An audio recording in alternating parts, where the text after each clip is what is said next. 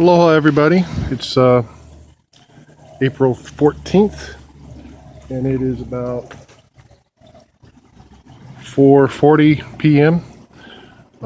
Decided to do a little update because I got my new 30% shade screen for the top of the tent the other day, and I finished securing it to the easy corner frame. It's quite a bit brighter than the previous green sunscreen that I had up there, but I noticed on the last screen the plants didn't seem to be getting enough sunlight. They started getting real leggy, which means that the stalks grow really fast, and so you get a lot of stem but not a lot of leaves because the plant is searching for more sunlight. But this one is an aluminette. It's not a green one, it's a aluminette, so it should block a little more heat, hopefully. I got this, had this custom made from at Greenhouse Warehouse online, and with shipping it was a little over $200, I think, which I think is very affordable considering the shipping and everything. So if you're looking for something like this, Greenhouse Warehouse, they do a pretty good job. It's very well made. It came in a timely manner, so yeah, I'm real happy with them. It's the second one I bought from them, and real happy with it. As far as the plants go, this tomato plant is still getting taller and taller. Has yet to make a fruit. I don't know what I'm gonna do with it. I guess I'll just keep watering it.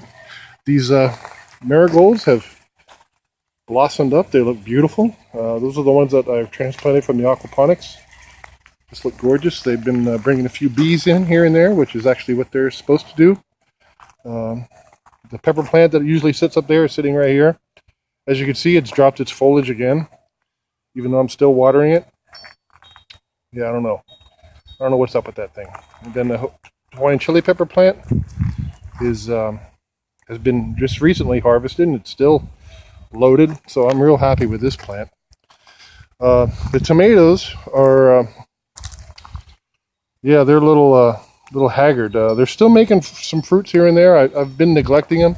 As a matter of fact, the reason they look so thin right now is because I just got in here today and did a little pruning and decided to thin them out a little bit because they had a lot of foliage, but not a lot of, they weren't making a lot of plants. But this one here's coming. Just got several small green ones there.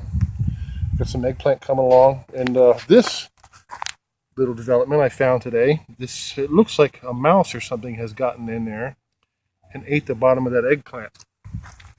So yeah, it'll be. And I just planted some zucchini seeds in here just a little while ago, so hopefully we'll have some nice zucchinis coming up there. Back to the aquaponics. These marigolds are just getting out of control. While they're beautiful and all, they don't. Of course, you can't eat them. So, and I said I wouldn't really grow anything unless I could eat it. So I don't know what I'm going to do with that. Still haven't really cleaned out this bed yet. I just shoved this. This is a tomato clone. Still waiting for it to get roots. We'll see what happens. I think it was part of that orange tomato. It was the most delicious one out of the varieties that I've grown this year. But it's wilty right now. But soon enough it'll make some roots, and it'll start coming up.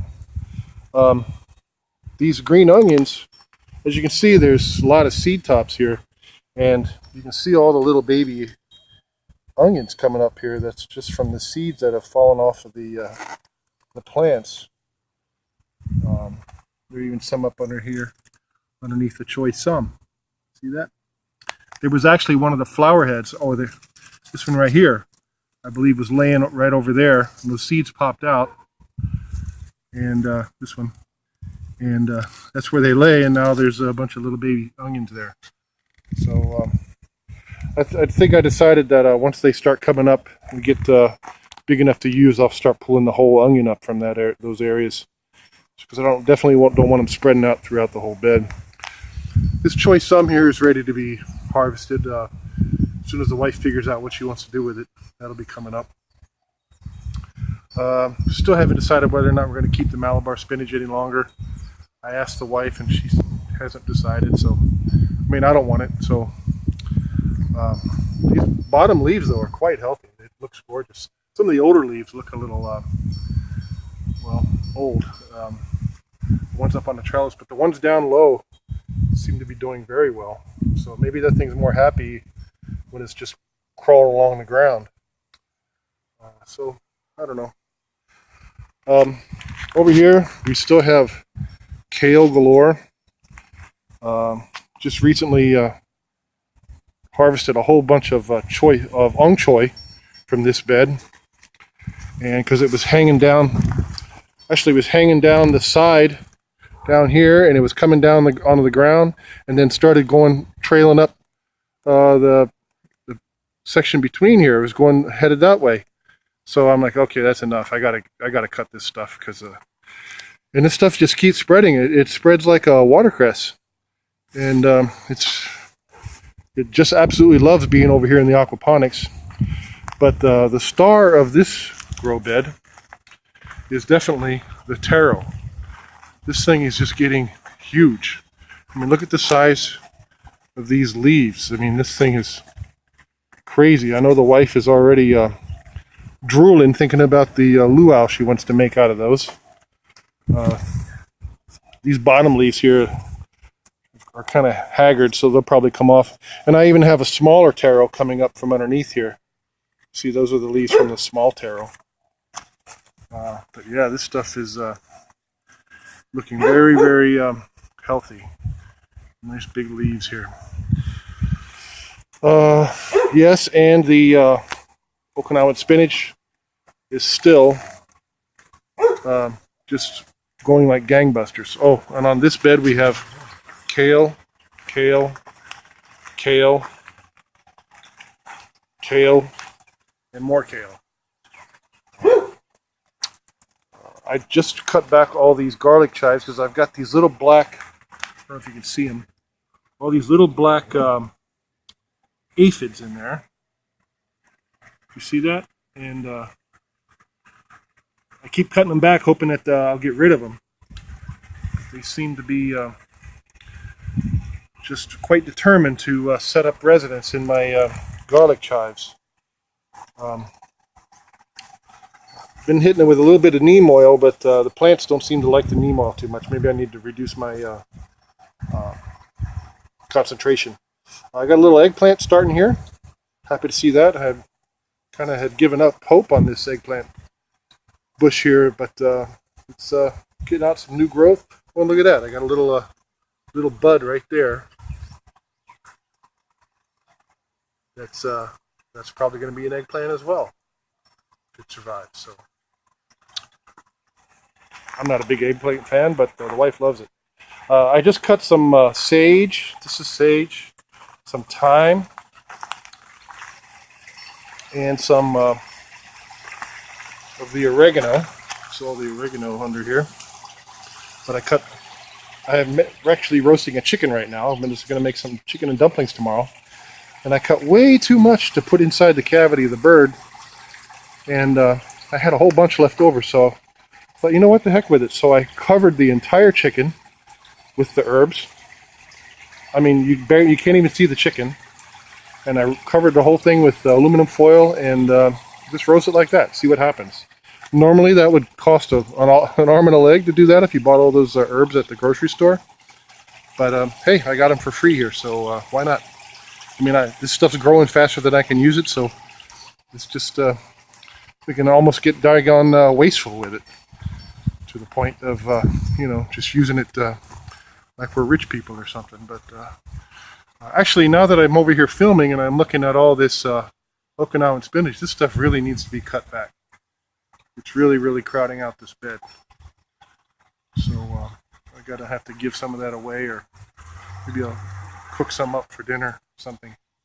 The watercress is still here. It's I did cut it back quite a bit a few weeks ago, and that was actually a good thing because it, it needed to be cut back. It was getting kind of out of control, and I think that's the reason why the choy sum has been enjoying this this growth spurt here, because this stuff is just going crazy. Michelle loves it. I just gave a whole grocery bag full to my in-laws and to some co-workers, another grocery bag full, and Michelle took a grocery bag full to work and gave away, and there's still quite a bit in here. Yeah, it's pretty soon the watercress will be back, so yeah, real happy about that. What else have we got here?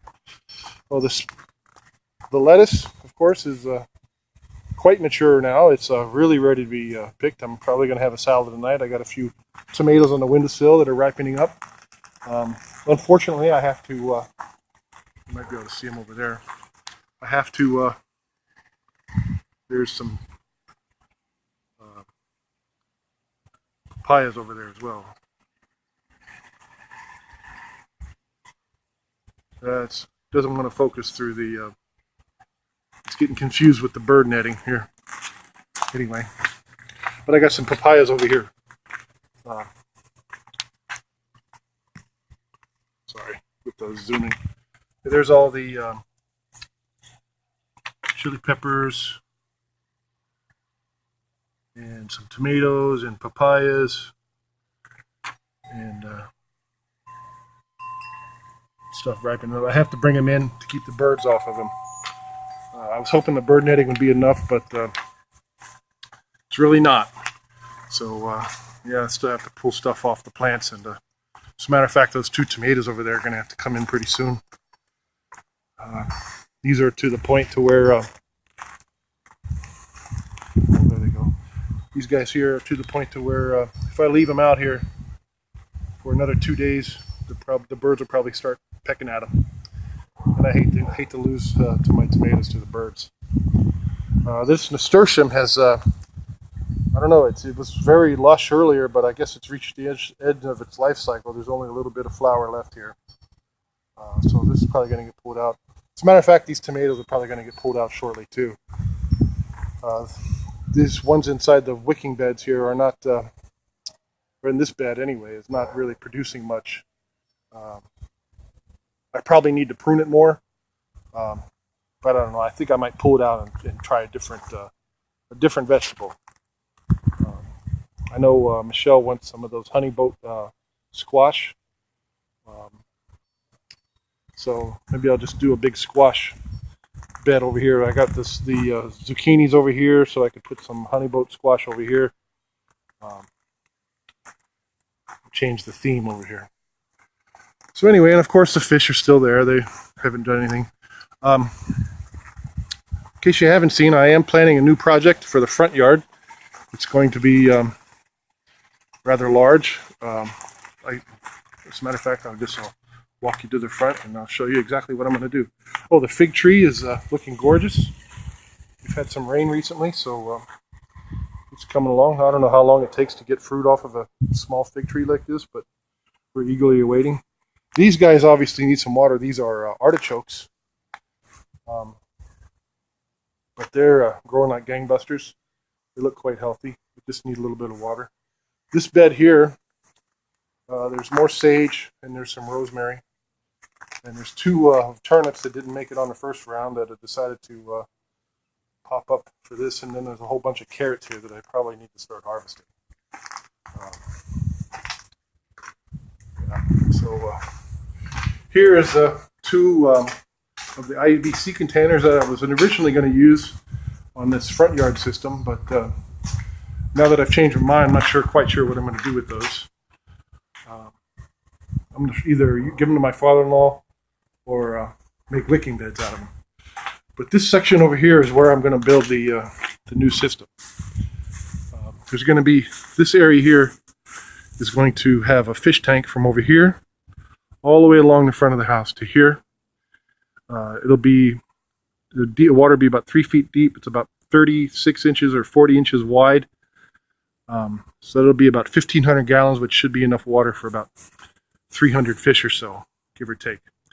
And then this entire area is going to be filled with grow beds. There'll be like a little walkway in between. There's going to be one big long bed. It'll look like one big long bed. It'll come this entire front of their yard here. And then there'll be little fingers shooting back of grow beds, and then there'll be a little walkway in between. But that's the plan for next month. One of the first things I have to do is I have my main water line. It comes in right here, so I have to move that, get it out of the way. But wish me luck. Okay, thanks.